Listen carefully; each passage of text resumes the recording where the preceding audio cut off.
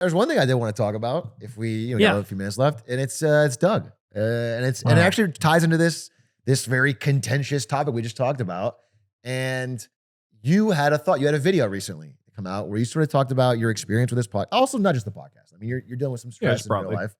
But I thought it was really good. And I thought it was from the heart. And I really liked watching it. I sent you a message afterwards. And I don't know if you want to bring it up here on the pod, because I think a lot of people who watch this Patreon have seen your video. Yeah. And no. I do want to. I like that. No, they haven't. I just want to shout you out for the really nice message that was, I want to say, almost 2.5 days earlier than Aiden's. Wow, who took a long time and who then did send a message. And it said, I only watched the first half of your video. I watched the rest. Oh. Yeah, I mean, I'm recently learning as a man that you can talk about emotions, so I'm not exactly super skilled at this, but yeah, for whatever reason last week just kind of hit sort of breaking point of feeling overwhelmed by stuff. I think if you're interested in the whole vibe, probably just watch the video. I'm trying to think of takeaways that'd be interesting for this. I mean, one is just it's been challenging to balance everything. We just put a lot of time into this, and I don't know how much how you guys are balancing it all as well, because all of us, it's like this is not our job. Like it's really not, and then. It's not just the amount of time we're recording. Like we're putting research into stuff. And then for me in particular, I think I got into a weird loop, which I don't know if try to stop or hold back or what, of like, well, I need to be more prepped for this podcast. And then as I talked about, I think I'm the recipient of more critical comments, which have been bothering me emotionally. So then I try to work more to compensate for that. And that doesn't really work, as I've learned several times in a row. So it's like, there's an interesting aspect of this where just by talking about serious issues in any way, no matter how hard you work to be prepped, it seems like we are going to receive negative feedback. I actually put out that video. There's like this hate thread on a different Reddit about this guy just took the opportunity to like open up. And there's like hundreds of people just like talking shit about me. I was like, wow, what a profoundly like. In response to that video? Yes. I'm surprised with that. The response seemed really positive to me. Yeah, no, mostly it was entirely positive. So it was interesting, even posting out a video that I was like, hey, I've just been struggling, to be honest. I'm just being open. This person on this Reddit, it's like a hate Reddit basically for content creators. They're like, I'm going to talk about Doug, and just like. It was so cruel and unnecessary, and also funny because they like deeply misrepresented my points about AI to say like how deeply uninformed I am. But literally, it was like, I want to attack him if I see him in advance. Like, wow, okay, this is a crazy thing to write in response to me saying I'm. So like it's truly, I would almost say like psychotic behavior, or at least like no degree of emotional empathy. And it's like, okay. Even in the most extreme circumstances, it's not all sunshine and rainbows. There's going to be people who say mean shit. I don't know how you guys feel about this or have dealt with this, but that is hard for me to accept because I don't like the idea that exists, and that I'm saying that there are going to be people who respond to things. And I think that's just been challenging. And then over the past couple of months of doing this show, it's like I don't know. I would say the first big chunk was going like, can I outwork it by just knowing a ton more? And that is super, I think it's working to some degree, but super doesn't work, and it's a fallacy. And these same people are going to go, I mean, literally the guy quoted me and said like, Doug says this about AI in quotes, and then in parentheses, yes, he actually said that. No, I didn't. Like, so it's like, not only are these people assholes, they also are not often grounded in reality. It's baffling to me. And so it's like, okay, to do this job, we're just going to get shit. And I don't know. In fact, I'd be curious your guys' thoughts. What is the balance between like not engaging versus just accepting that versus changing our voice to not elicit that? And I don't exactly know. And that's what I'm just kind of sorting through, as well as just general, like, how do I balance my schedule, my time? But this is getting mean comments is new to me, and it has been challenging. Yeah, it's a good question. I guess my thought about it specifically, I mean, okay, broad level is if we're going to talk about serious stuff, somebody's going to get angry and it's going to get heated. Yeah. I think that's unavoidable on some level. But what I find most annoying about the situation that you're in is that you are somebody who I just know you, and I know you're a good person, and I like hanging out with you, and I've seen you just do good things in your real life to people around you. I just know that like that's good. But even if I didn't know you, you are a person that represents a big chunk of people, right? That have similar media diets or whatever. And you're on this pod and you are like vulnerable and honest about your thoughts and feelings. And people's response to that, most people not, but some people's response to that being to, I don't know, try to attack or shame you for that vulnerability is cosmically stupid for their own points. It is not helpful in any way to I don't know, to build a bridge or to show why what they think might convince you. Or do you know what I'm saying? I just find that whole line. That's why I like this pod in general, is because I think, listen, none of us are clones. So even though on some issues, like maybe I agree with David, there's nothing where we're one-to-one. Nothing. Not any issue where I am one-to-one with anyone else. We all have our own unique things, and we are trying to, as best we can, find common ground and maybe make convincing arguments that can get someone to open their eyes to something else. And if you can't do that, shut the fuck up. You're not helping anyone. You're not helping your own side. You're not helping anyone. You're just contributing to what we already have, which is like this endless sludge of internet-filled divisiveness. Dude, I felt this so bad reading about the protests because there's just wall-to-wall AI slop. I mean, it just not about AI. I'm just saying, like, people are like, I'm seeing comment threads that are like 12 long of two people clearly typing in Chat GPT, make my argument on this, and this one copy pasting that, saying, and they're just going back and forth. And it's like, who the fuck cares? Shut up. Both of you are not doing anything. You're wasting your time. You're screaming your limited time on earth online.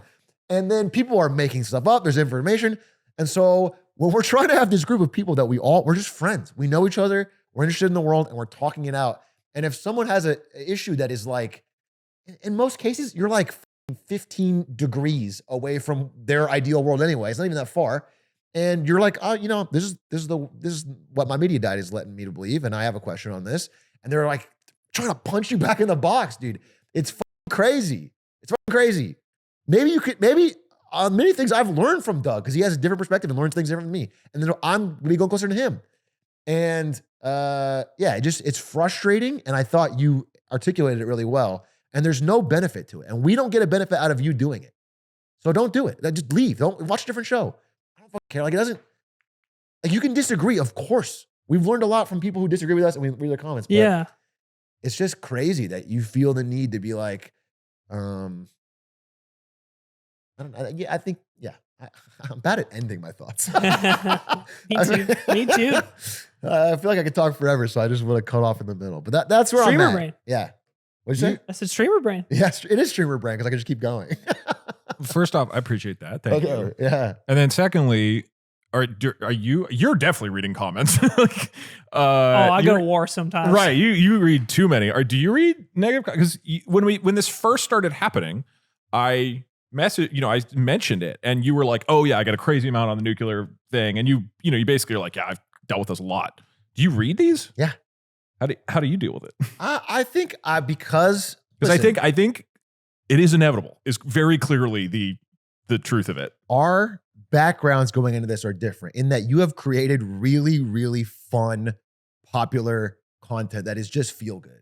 Well, mostly, like, people watched it and it's just generally positive and good and people enjoy it. Yes, apolitical, silly. Apolitical, silly, and fun, and it's great. So I, going into this podcast, have now done years plus of just wading into some divisive waters and recognizing that, and I think you're already seeing this, most of it is a person not even really, like, just almost therapeutically, they want to talk. They just want to talk, yeah. And it's getting out their thoughts, and honestly, half of them, and you've experienced this, if you actually respond, it usually crumbles. Like, everything their whole thing changes, or they've never read Abundance.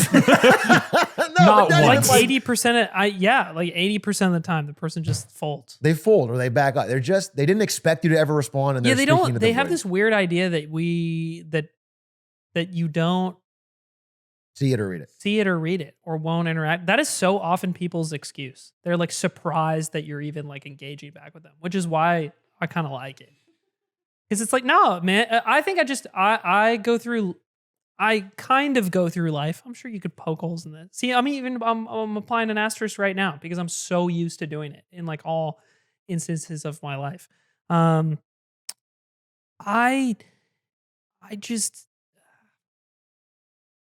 hate when people say and act online in a way that they wouldn't do in person. It disgusts me. It is vile. And I mean that because I think when most of the time, like, and at least in I feel like my 20s, like my mid to 20s to now, but even when I was younger, like I've always kind of brought the same energy online to in person. Yeah. Like I'm a person who's comfortable confronting somebody in person if I feel like things are unfair, which is why a large number of basketball anecdotes stem around. This dude has screamed at a 5th grader for stepping over the line, dude. Or like even things at like the melee things at the melee setup is like if I were to transplant this into video game world, if I'm playing somebody online and somebody like heinously camps me or like they do the thing where they keep pausing out of the game after they get hit one time. Like you would never do that if you sat next to me at a tournament. Oh yeah. But I've done stuff like that in person at tournaments. So then that not pause. Not pause, but like but camped. And I remember doing this. It's just the idea that like I have respect for people who are willing to bring that same energy in person because it's like now you have to deal with the consequences of your actions. And I don't mean in like a physical way. I mean in like you just have to look at me. You have to look me in the eye, say the same thing, and engage with me. And that's what disgusts me about comments and the way people act online. And it's like my rudimentary evaluation of these things and why I get so frustrated. Is like, how could you be so bold? Because, and that's what I mean why it's so fucking disgusting when they fold. Because that's how I feel. I get riled up about this stuff. This is the most slime I'll ever be. Is like I have a lot of I have anger in my heart for the people that act this way because I think I hold myself to a standard where I take the time to be like patient with people and talk to people in person and like stand up for what I believe in and I'll do it in front of somebody. And it's like, and you don't have the guts to even send me a video of you saying your comment that you so clearly, where you were so disgustingly mean to me. Yeah. And you backpedal or you apologize. The apologies, I kind of like. It's like, okay, well, like at least you apologize. This is, look, I'm a little, I get a little vindictive with it. I won't lie because I think I just have that barometer in my head. But I have the same issue as you where I don't like being misinterpreted or misunderstood because I think when people treat things in bad faith, I feel like they have a bad idea of like my character or like who I am. Right. And if you would like, if we were just hanging out talking and we're asking each other questions, you probably wouldn't feel the same way. That's how I feel. Mm-hmm. That's why in most like normal people, when you interact with people in person, it's pretty hard to not get along with people in that sense. It's like, but because most people it's hard to dislike people when you sit right next to them and you have a nice conversation. Why do you keep pointing at me like I'm so dislikable? Why do you keep pointing at me like I'm so dislikable? Well, I'm just like, there's generally people that you dislike. There's people that you dislike and there's people that you like. And we gesture in general directions. No, I know. Dude, when I'm reading shitty comments, I just want to strangle that guy. I have something to admit. That guy. This is going to be funny. You're going to laugh about this. Okay. Over the past 3 months, I made 700 fake accounts and have been constantly insulting you in the comments of all our So it was together. The one. So when you have that guy who says these things, it seems relevant now to bring that up, but it's always been me, all of the posts. I hope that's not a problem. Dude, you're creative. That's a funny, it's a good bit, right? As long as you didn't use ChatGPT and you wrote it by hand, I'll accept it. Respect that. It's all from the heart. It's all. Dude, you did. I think one, like navigating all this is we had phase adapt on the yard this week. And he was talking about this because he's been a content creator since he was like 15 or 16 and he's 28 now and he's been going that whole time. He's never had a regular job. And he was talking a bit about how with like these new young people in phase, you know, the comments and like the hate threads, because a lot of people shit on phase all the time. And they're not even doing anything political, right? They're just making content for fun. And people just fucking hate. Some people just hate phase and hate these guys and whatever they stand for. And these young new people in phase are they're dealing with the hate and struggling to navigate it. And Adapt is the seasoned veteran in the room, and he's like, you guys can't.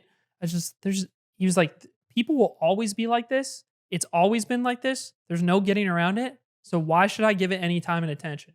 And he kind of just lets it roll off of him now. And he seems really free of it. And this permeated like the whole podcast we had with him. He's a very free approach to the way he does content and the way he like lives life now. And I actually really, really like that about him.